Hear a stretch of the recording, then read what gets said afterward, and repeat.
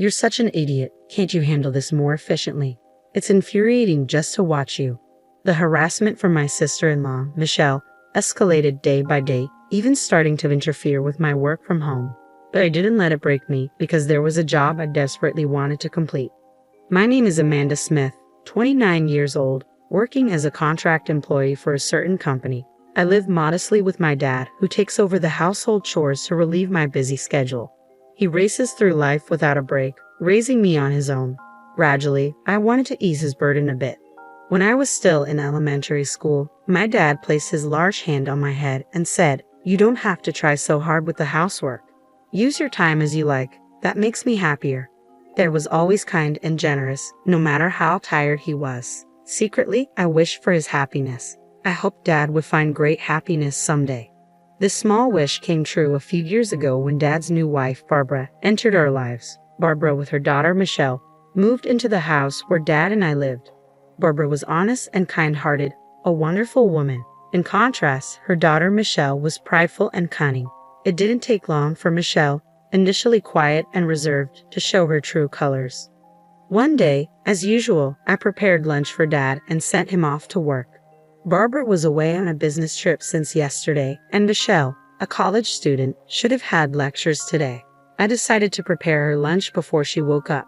Even with 4 in the family, I still managed all the household chores. Working from home gave me some flexibility, and I didn't mind cleaning or cooking. It was a nice break from work, refreshing my mind. Barbara, now my stepmother, often said she felt bad having me do everything, but I assured her I enjoyed it.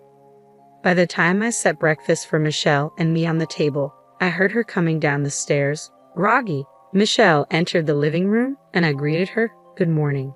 Breakfast is ready. Your lunch is on the table too. Feel free to take it." Michelle paused and said, "I'm not going to college today." "Ha, but your calendar said you had lectures. They were rescheduled later." I updated the calendar. "Didn't you see it?" Sorry, haven't checked yet." In our house, where lifestyles greatly differ, we decided to write down schedules on a shared calendar. I'm still not used to this new habit, and sometimes I forget to check. Michelle sighed heavily and muttered, "You're really clumsy," before returning to her room. I didn't take her words too seriously, assuming she was just cranky from waking up. 2 weeks passed since then. After days of relentless rain, it finally cleared up on a sunny Saturday morning. Feeling refreshed, I was hanging laundry when I sensed Michelle, who had slept in, getting up. But something was off. She rushed from the bathroom to the upstairs, then hurried back down, looking around the living room. "Hey, where's my skirt?" Michelle's demanding tone was suddenly directed at me. "If you mean the one in the laundry basket yesterday, I'm about to hang it." "No, the one I asked you to wash separately 2 days ago. I told you at dinner, remember?" "Oh, that one. It had a small tear, so I decided to mend it before washing separately. I finished mending it last night, and it's in the washer now." "What? Didn't you listen to me? I said I needed it washed early because I'm wearing it today. Are you even listening?" I was at a loss for words. Indeed, she had asked to wash that long skirt separately, but I wasn't informed she needed it today. I recalled our conversation from 2 nights ago. "I want to wear it next Saturday, so please wash it by then." Next Saturday is in next week. Yeah, don't make me repeat myself. Michelle ended the conversation abruptly, playing with her phone. That's when the misunderstanding occurred, and it was Michelle who hadn't listened properly. Though I had no reason to be blamed, I didn't want to argue and said, "Sorry, I misunderstood the date." But Michelle, standing before me, glared with a disdainful look. Think an apology solves everything. This is why I hate dumb people. Having a high school graduate sister is just unbearable. Can't even manage household stuff properly. Michelle attends an elite university known nationwide. Our worlds are different, yet I had hoped we'd get along now that we're family. Just to be clear, I never thought of you as family from the start, Michelle said mockingly with a disturbing smile.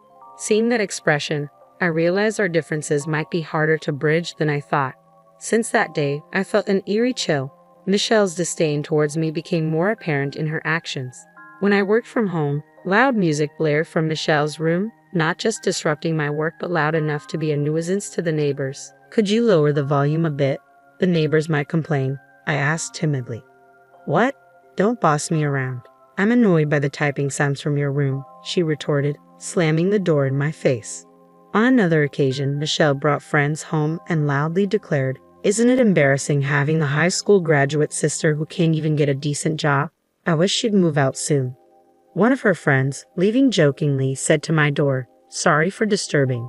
Michelle feels sorry for you, so please move out soon, okay?" Her friends laughed as they passed my room. These harassments always happened when our parents were away. In front of Dad and Barbara, Michelle played the role of a good sister, eerily amicable towards me. Before long, Michelle graduated from university and secured a job at a major corporation. Within a year, she got engaged to her company's superior. By then, I had moved out to live alone, freeing myself from daily harassments and gradually regaining a peaceful life.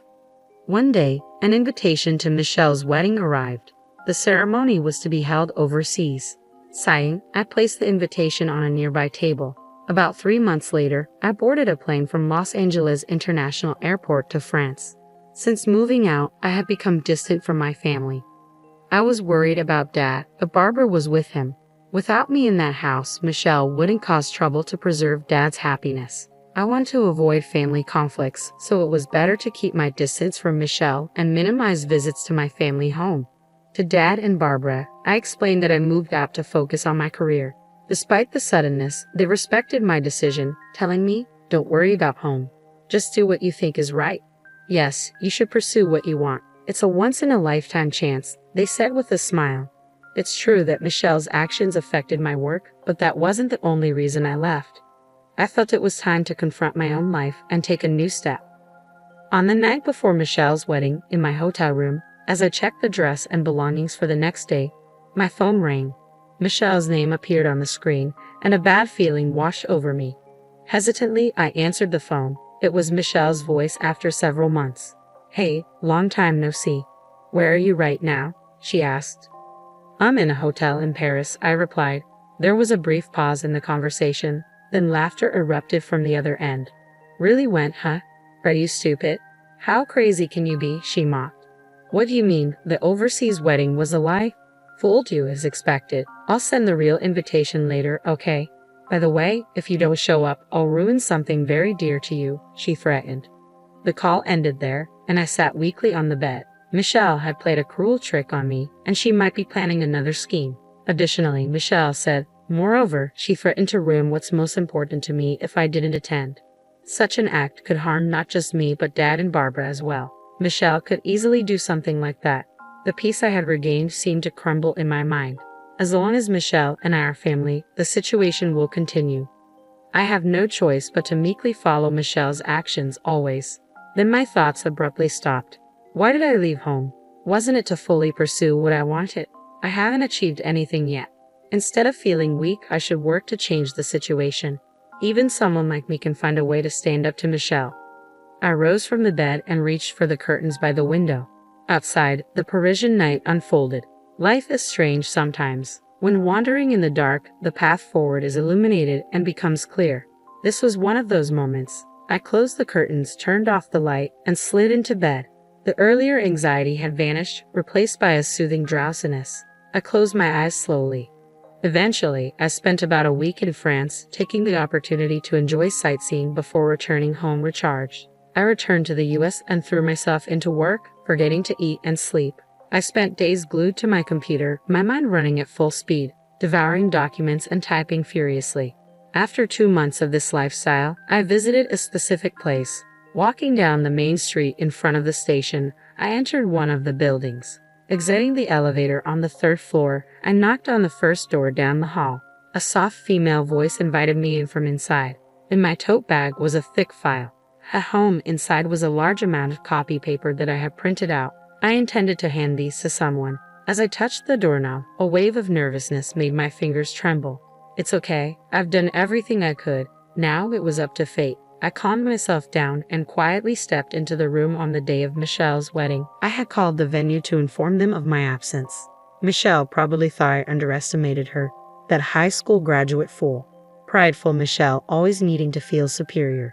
But now, I understood Michelle lacked something vital, something I possessed, but she did not. A knock on the dressing room door and a man peeked in. "Excuse me, it's almost time. Are you ready?"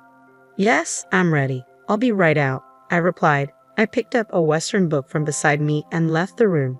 At the same time, Michelle's wedding reception was underway. Stephen, her husband, was the son of a corporate president. Among the guests were some notable figures, and Michelle was inwardly proud. While everyone enjoyed the grand food and friends' performances, a man discreetly approached Stephen. After whispering something, Stephen said to Michelle, "Amanda isn't coming today. She appeared on TV. Did you know?" Michelle was taken aback, clueless. Looking towards the guests, she noticed some commotion among Stephen's invitees. It was also streamed online. Seems to be quite a topic. A colleague from Michelle's company nearby was heard speaking on her phone. "I've read this book too. Just released last month, and already going for a reprint. It's a foreign sci-fi novel. The author passed away long ago, but it turns out it's written by a globally renowned scientist," someone started saying. Online, another colleague at the same table mentioned, "That's the one that's been trending on social media recently, right? It's got futuristic predictive scenes, and a friend told me it's interesting." A translator named Amanda Smith. She was on a show today. Now, Amanda Smith, isn't that Michelle's sister-in-law's name? Hearing this, Michelle immediately opened her mobile phone. A search on her timeline brought up my name.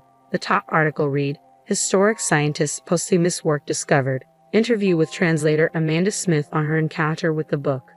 The wedding venue was already buzzing with this news. Amid the commotion, the ceremony soon concluded. After changing in the dressing room, Michelle stepped into the hallway to see her parents and Stephen, along with Stephen's parents, in a tense atmosphere.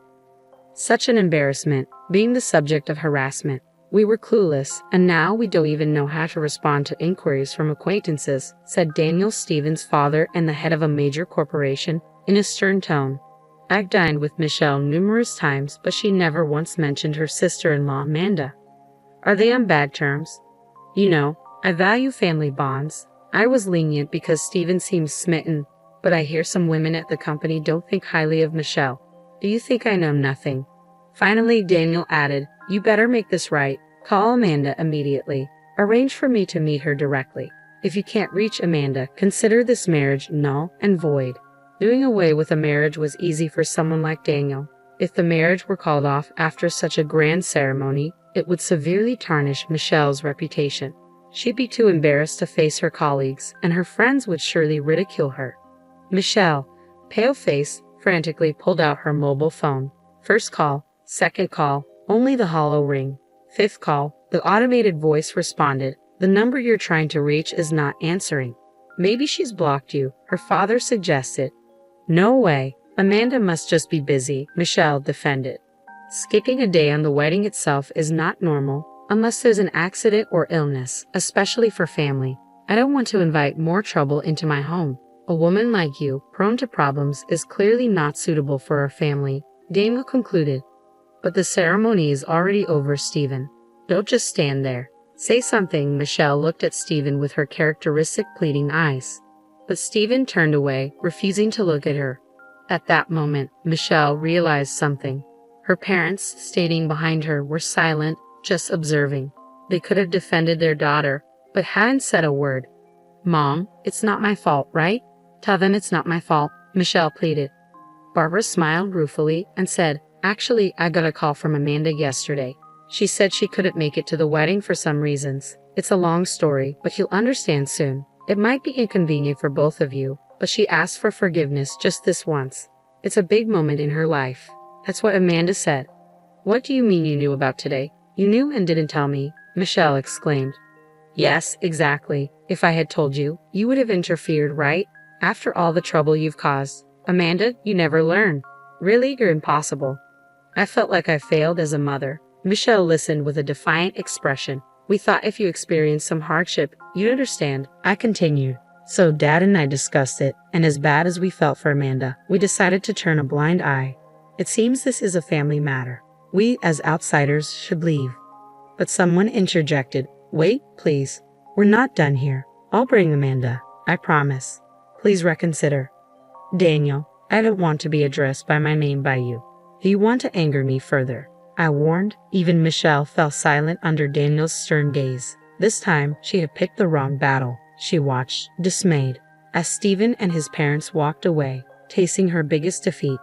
Finally realizing her emptiness after successfully appearing on the TV show, I was dining with an acquaintance at a French dinner at a luxurious hotel.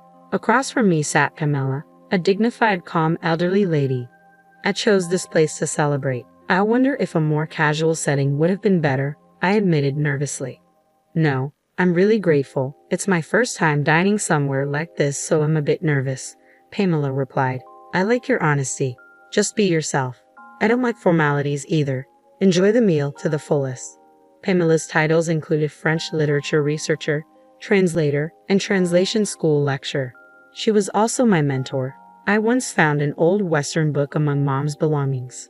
Dad said its origin was unknown. It appeared to be a novel written in French, with notes throughout indicating Mom had read it repeatedly. I remembered how Mom hummed foreign songs while cooking or doing laundry. They happened before I could remember clearly. Could those lyrics have been in French? I started reading the book bit by bit, translating with a dictionary, and got absorbed in its world. I became enchanted with the French language. I devoured French books and translated my favorites. I was so engrossed that I lost track of time. After becoming a working adult, I started attending translation school during nights and weekends. One of my teachers, impressed by my language skills, introduced me to translation work. I was delighted to take it on, especially since it could be done from home. Around the same time, Dad decided to remarry. Even with the increased family size, my work wasn't affected, except for the issues with Michelle. I was surprised when you handed me a thick manuscript. Your translation skills were professional level, and the novel had a unique worldview. I had been translating for years, but I was never quite satisfied with my work. It took a long time, but completing it helped me grow mentally. Yes, translation is a battle with oneself. Each completed work feels like shedding a skin. It's fascinating, I agreed. Pamela smiled warmly upon hearing my words. It's a blessing to have something you want to pursue passionately in life. When I returned home after a long time, Barbara greeted me. Dad was still busy with work, coming home late as usual. I heard footsteps coming down from upstairs. Ah, finally awake, Michelle. You have a part-time job today. After the wedding cancellation and leaving her job, Michelle seemed to have been staying home. Barbara had told her, "How long will you sulk?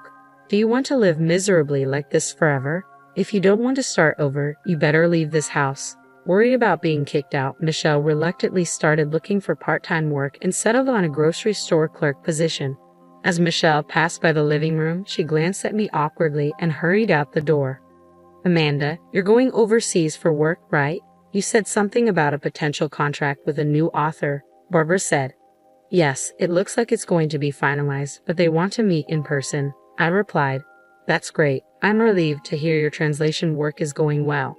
Take care, and I'm looking forward to the souvenirs." Barbara's innocent smile made me smile too. Continuing to do what I love is enough for me. I thought it was that simple. My ability to become a translator was because I maintained a pure heart. It's a gift from Mom in heaven, a talent to enjoy life to the fullest. On my way back from my parents' house, I passed by a dogwood tree. Stopping to look, I saw many buds waiting to bloom. Surely, I'm just getting started too. Bloom one flower at a time. I'll continue on my path as the gentle spring breeze blew. I started walking again.